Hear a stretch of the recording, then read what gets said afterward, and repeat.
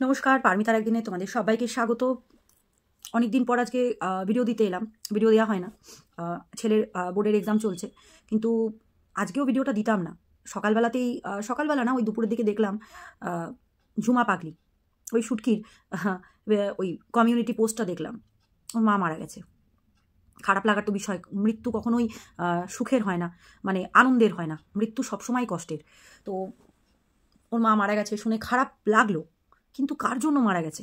ওর জন্যই তো মারা গেছে আজকে ওর মা, তাই নয় কি? মানে ঝুমা, আজকে তুই না, মানে আমাদের যে প্রত্যেকের ধৈর্যর বাঁধটা, সেটাকে তুই আজকে ভেঙে দিলি। তুই আজকে মানে এতটা নিকৃষ্ট মানসিকতা, সেটার আজকে তুই প্রমাণটা দিয়ে দিলি। আজকে যখন তুই মাকে নিয়ে ভিডিওটা করছিস, সেই ভিডিওটার মধ্যে যে নাটকীয় ব্যাপারটা ছিল না, সেটা তোর দিদিরও ছিল, তোরও ছিল। তোর চোখে তো এক বিন্দু জলের মানে জলও দেখতে পাওয়া যায়নি। মানে ওই সিচুয়েশনেও কেউ কমিউনিটি পোস্ট করতে পারে, টাকা চাইতে পারে, পাশে মা পড়ে আছে। তোকে দেখে মানে সত্যিই মাঝে মধ্যে মনে হয় তুই মানুষ, তোর ওই দিদিও মানুষ। তোর দিদির নাটকীয় চরিত্র তোর কমেন্ট বক্সে দেখা যাচ্ছে। যাই হোক, আজ তোর মা, মানে তুই তো তোর মাকে মেরে ফেললি, এটা সবাই দেখেছে। তুই তোর মাকে নিজের হাতে মেরে ফেললি, তোর কৃতকর্মের জন্যই আজ মা পরলোক গমন করেছেন। কিন্তু তুই তোর মায়ের শেষকৃত্যটাও সুন্দরভাবে সম্পন্ন হতে দিলি না। তোর মায়ের যে মানে সৎকারের কাজটা, সেটাও তুই ঠিক করে করতে পারলি না। তুই কি ভাবছিস যে তোর খবর আমরা কেউ রাখি না? আমরা প্রত্যেকে তোর প্রতিটা খবর, তোর প্রতিটা পদক্ষেপ আমরা কিন্তু জানি। শুধু আমরা চুপ থাকি কেন বলতো? কিছু কিছু মানে সিচুয়েশন এমন থাকে না যে চুপ থাকতে হয়। আর তোকে নিয়ে ভিডিও করার মতন কোনো মন মানসিকতা সত্যি হয় না মানুষের। তার জন্যই তুই আজ ওই জায়গায়। তোকে নিয়ে কেউ ভিডিও করে না। তুই এত কিছু করে গেলি, তোকে নিয়ে কেউ ভিডিও করে না। এই যে আজকে তোর মায়ের যে ভিডিওটা তুই দিলি, তোর মা মারা গেছে, ওই 1-1.5 মিনিটের যে ভিডিওটা দিলি, সেই ভিডিওটাতে তোর মায়ের বডি পড়ে আছে তা তোর পাশে। সেইখানেও ওই ভিডিওটা করার দরুনও তুই মিলিকে আর প্রিয়াংশুকে দোষ দিয়ে গেলি। চলো, তোর তো ওটা স্বভাব, তুই সেইখানেও ভিক্ষাবৃত্তি করলি। চলো, সেইটাও তোর স্বভাব। আজকে যখন তোর মাকে মানে পাড়ার লোক চলে এসছে যে তোর মাকে উঠিয়ে নিয়ে শ্মশান অব্দি নিয়ে যাবে, সেইখানেও তারা তোর জন্য পাড়ার লোক হাল ছেড়ে দিয়ে চলে গেল। কারণ তো তুই জানিস কেন? তোর ব্যবহার, তোর দুর্ব্যবহার, তোর মুখের ভাষা, তার জন্য তোর পাড়ার লোক পর্যন্ত ওইরকমভাবেই ছেড়ে ফেলে চলে গেল। শ্মশান আর নিয়ে যেতে পারলো না তারা। শেষমেশ কি হলো? পুলিশ এলো, পুলিশ এসে তোর মায়ের বডি নিয়ে চলে গেল। কি হলো? ওই লাভারিস লাশের মতন জ্বালিয়ে দেবে। তোর মায়ের, তুই জীবিত অবস্থাতেও মাকে এইটুকু সুখ শান্তি দিতে পারিসনি, মৃত অবস্থাতেও যে মাকে সুন্দরভাবে তার শেষকৃত্য সম্পন্ন করবি, সেটাও করতে দিবি না। তুই কতটা নিকৃষ্ট মনের মানুষ, বুঝতে পারছিস? তুই চাইলে তোর মাকে না, বেশি কিছু না হোক, বিশাল হাইফাই ভাবে ট্রিটমেন্ট নাই করাতে পারিস।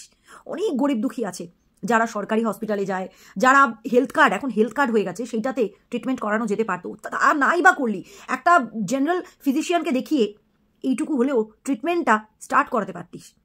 করিসনি, ডাক্তারের কাছে নিয়ে যাসনি। আজ নিয়ে যাব, কাল নিয়ে যাব, তোর দিদি আসবে তবে তুই নিয়ে যাবি।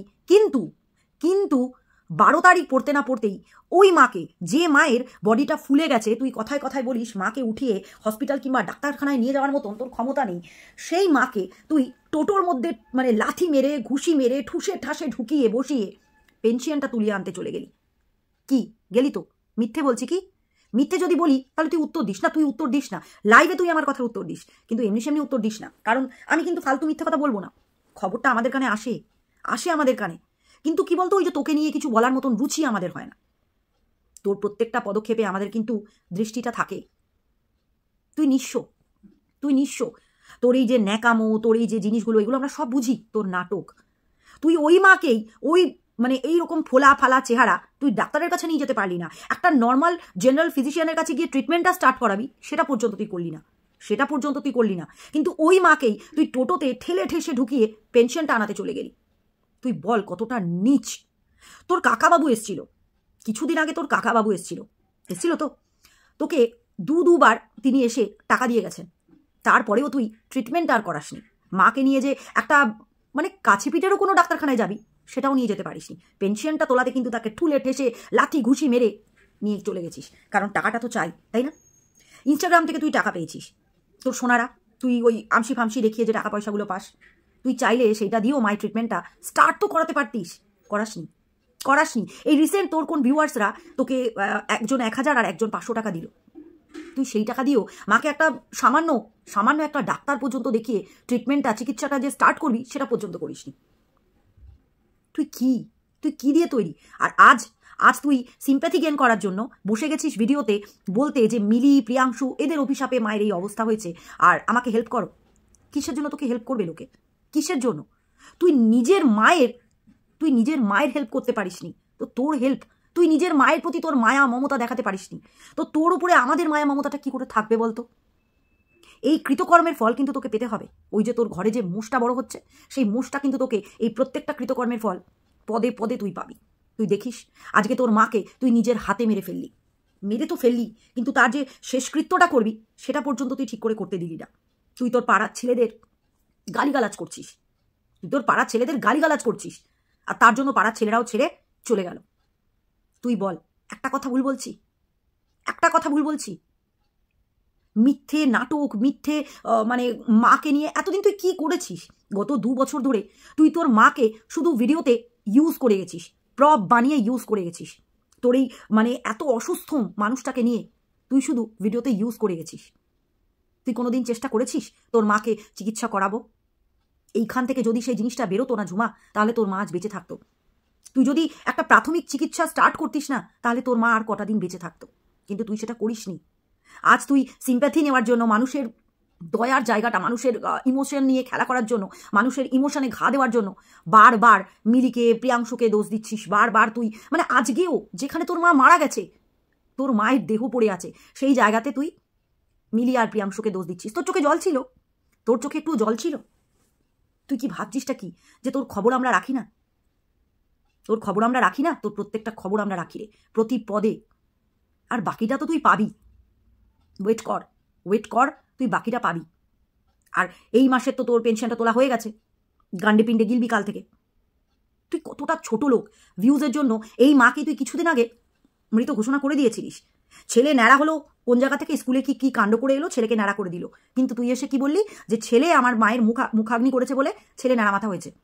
তুই তো তোর মাকে আগেই মেরে ফেলেছিলিস। তাহলে আজ এই ঢংগুলো কেন? আজ এই নাটকগুলো কেন? কিসের জন্য?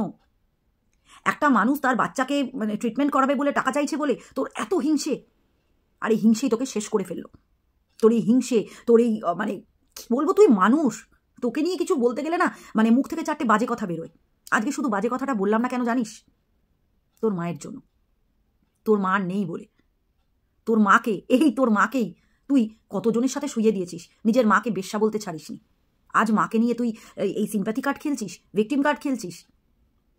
তোকে সত্যি কেউ সাহায্য করবে না। তুই সাহায্যর উপযোগী নয়।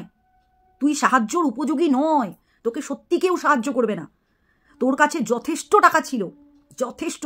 তুই পেনশন তুলেছিস, তোর কাকাবাবু টাকা দিয়ে গেছে, তুই ইউটিউব থেকে টাকা পেলি, তোর ভিউয়ার্সরা দিল, ইনস্টা থেকে তোর সোনাদের ওই আমসি দেখিয়ে টাকা পেয়েছিস, কিন্তু মায়ের একটা প্রাথমিক চিকিৎসা পর্যন্ত তুই শুরু করতে পারিসনি।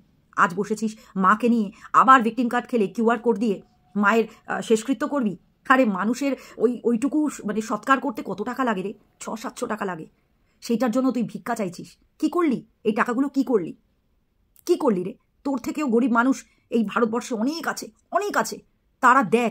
তাদেরকে দেখ তারা বাবা মার জন্য কি করতে পারে। এই ফলটা তুই ভোগ করবি। ওই তোর মুষটা তোকে এই ফলটা ভোগ করাবে।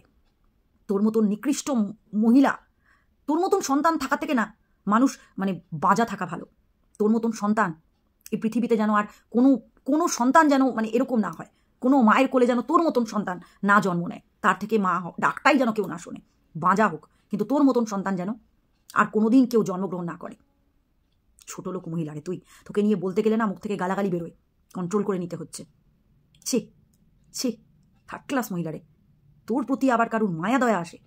সব খবর আমাদের কাছে থাকে রে, বাকিটা তো তুই পাবি, কালকে পাবি। ভালো থেকো সবাই, সুস্থ থেকো।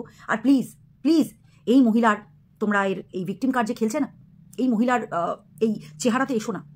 এই মহিলা যেগুলো করে এসছে না, সব খবর আমরা পেয়ে গেছি, আমাদের কাছে সব খবর আছে, তাই জন্যই বলতে এসেছি। আর যে কটা কথা বলেছি তার মধ্যে কিন্তু এক বর্ণ মিথ্যে কথা বলিনি, প্রত্যেকটা কথা সত্যি।